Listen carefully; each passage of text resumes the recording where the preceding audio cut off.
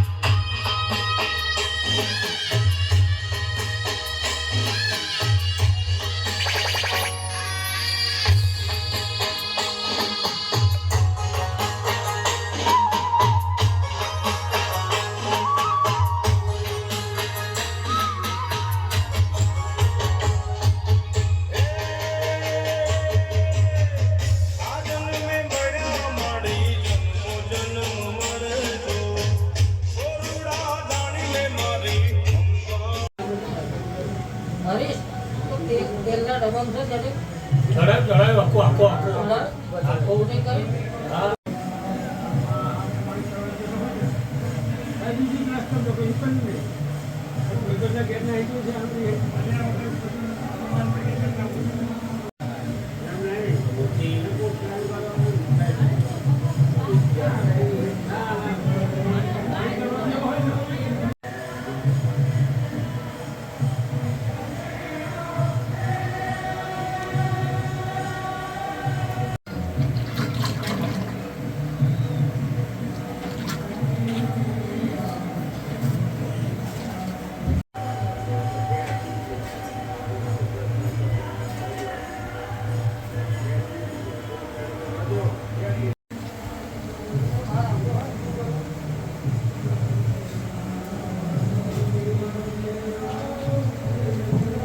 આમ જો દૂર રહો બેટા. હસો બેટા આમ એક સાઈડ અત્યારે ગુજરાત પશ્ચિમ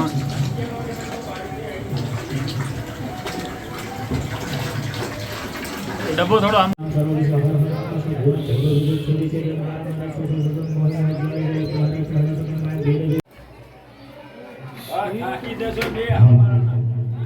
હાકી દેશો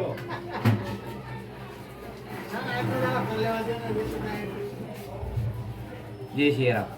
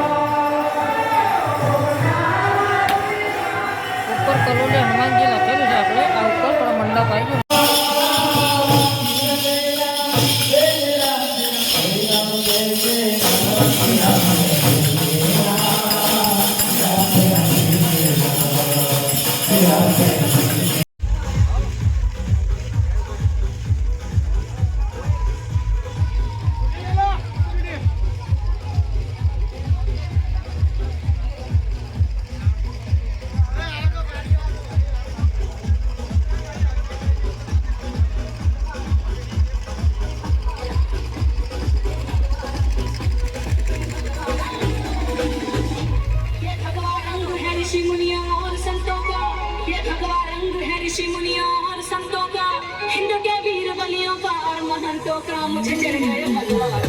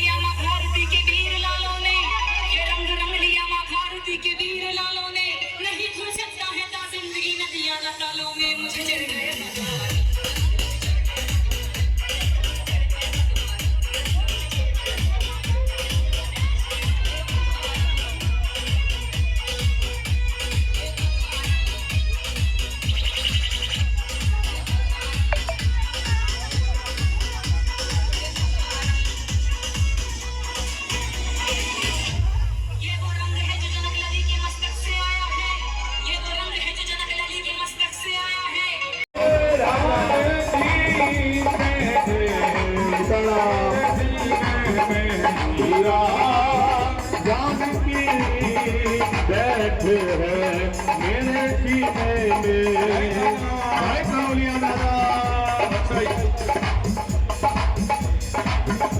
सजा दो प्यारी के गुलशन सा सजा दो प्यारी के गुलशन सा मेरे सरकार आए हैं जय जय श्री राम मेरे दादा राम आए हैं मनी आए हैं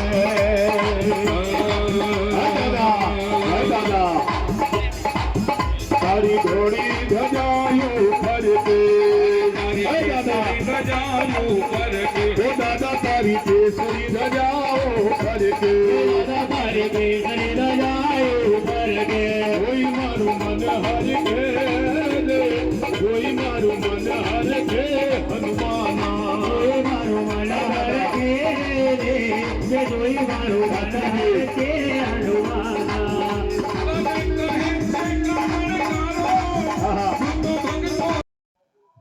તમારું આખું નામ અને ક્યાંથી આવો છો? મારું નામ પટેલ રિંકુબેન રાજેશ કુમાર છે. હું જુનાગઢ થી આવું છું. રિંકુબેન, આપ આજે જે હનુમાન જન્મોત્સવ છે ત્યારે આ મંદિરે પધાર્યા છો, સેવા આપી રહ્યા છો. કેવા પ્રકારની સેવા આપો છો?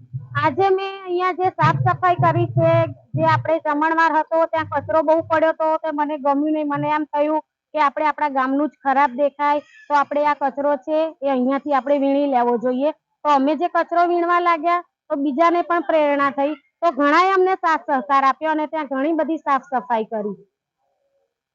કેટલો સમયથી આપ આવો છો સેવા આપવા માટે? મારો જન્મ તો અહીંયા જ થયો છે અને ઘણા વર્ષોથી અમે કલોલિયા હનુમાનજી મહારાજને માનીએ છીએ.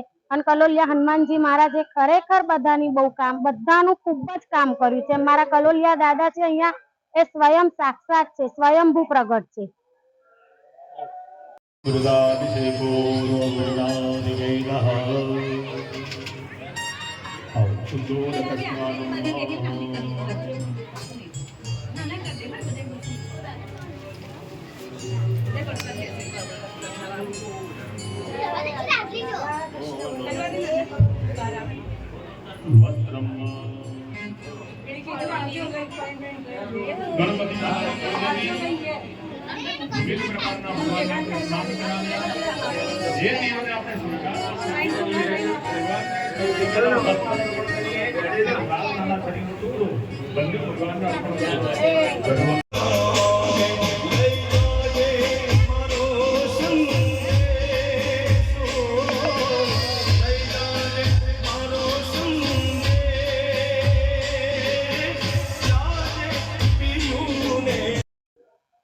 તમારું નામ ને પરિચય?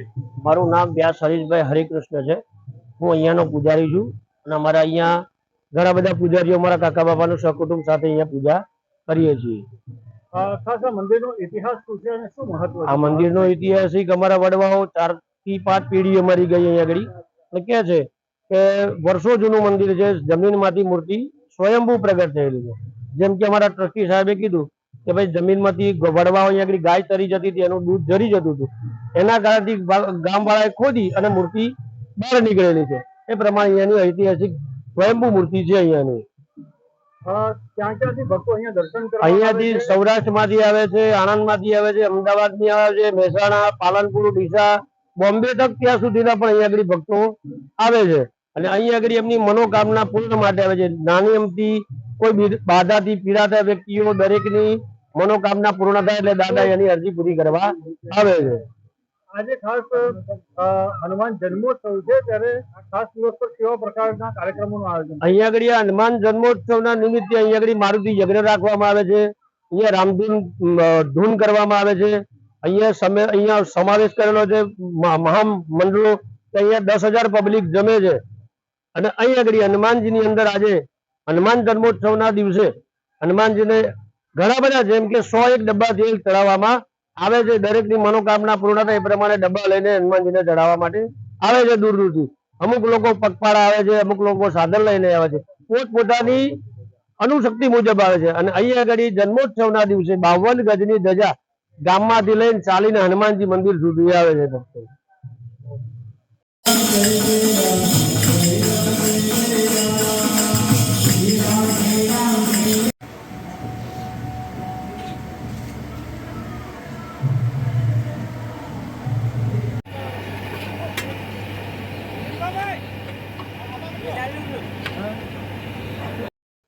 જીબેન શું નામ છે આપનું અને ક્યાંથી આવો છો?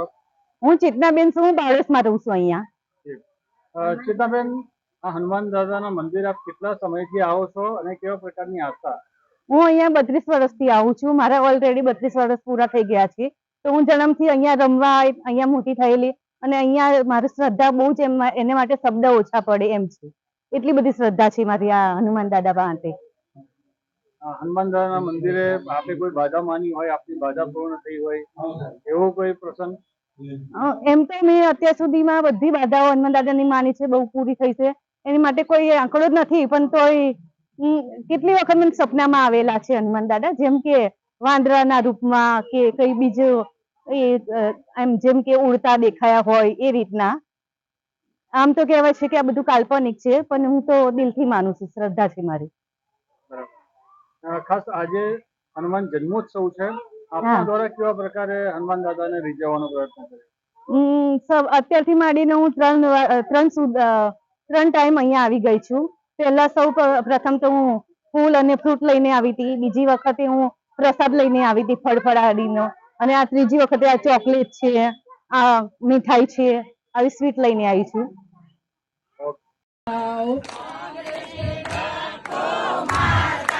જાઓ સીતારામ સીતારામ બોલતા જાઓ, જાઓ કમરમાં મત આલે એને લીલા લેર છે,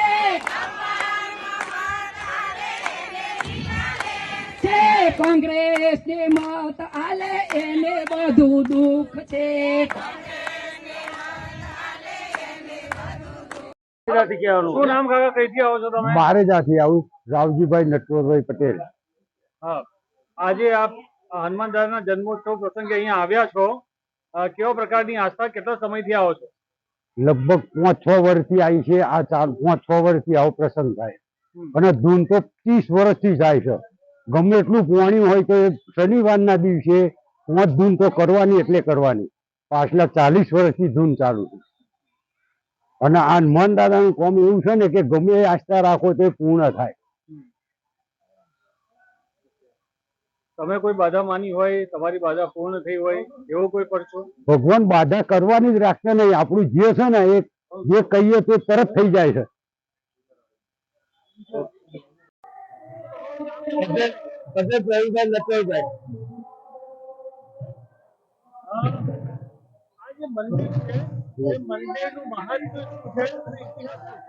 આ મંદિર તો વર્ષો પુરાણું છે, એની તો ખ્યાલ જ નથી લગાડ્યો, પણ આ મંદિરને 2000 વર્ષથી જૂનું પુરાણું છે.